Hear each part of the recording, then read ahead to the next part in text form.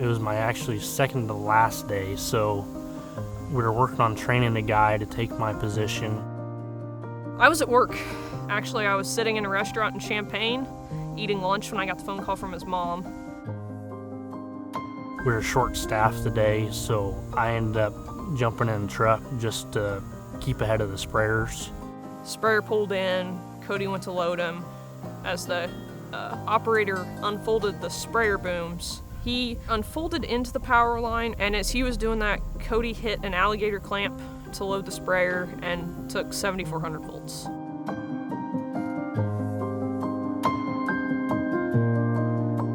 I assumed right away that he would probably lose one, if not two limbs and digits, so that he presented in a very severe manner. His hand was charred in a flex position. His elbow was held in a flex position.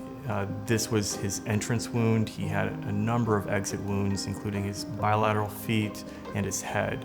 You know, the higher voltage with electrical injuries, the more likely internal injuries will be. Externally, there are things that happen and that you can see. However, an immense amount of the damage is internal.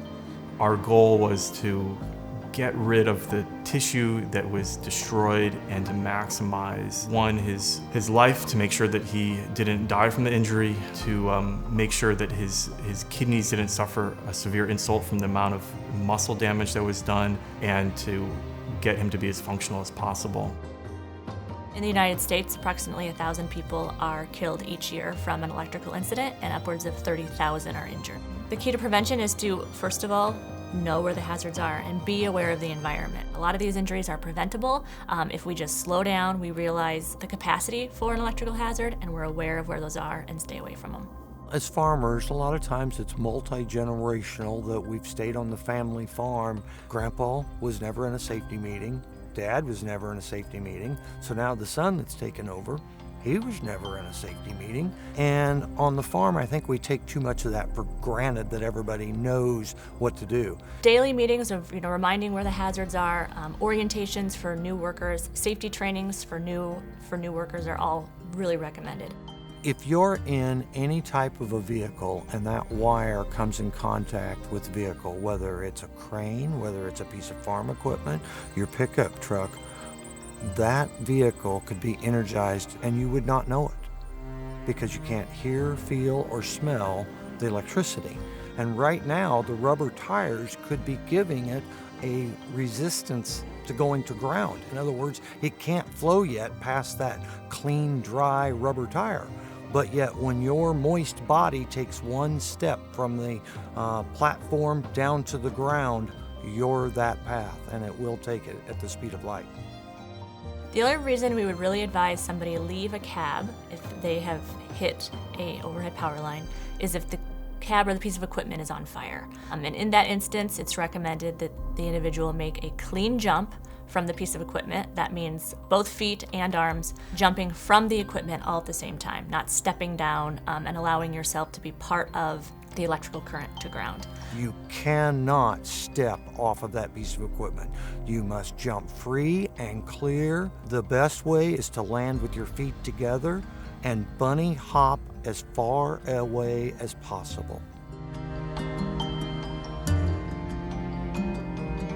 It'll be seared into my brain for my life, I think. Walking around the corner and seeing him and thinking how small he looked. There are some times talking with Bailey that I just was trying to figure out what happened. Why did they take my leg? Or they thought it would just be my thumb and index finger they'd have to take, and the pinky. Tissue was actively still dying over the course of 2 weeks, so they just kind of kept moving up. What they were able to do and salvage and give Cody in terms of quality of life is just amazing. And we knew life wasn't going to be the same. The normal before was not going to be the normal after. He was in the burn intensive care unit for weeks. He underwent over a half a dozen surgeries, a lot of them reconstructive. Overall, he did excellent, which I attribute to his perseverance, his strength as an individual, and how hard he fought.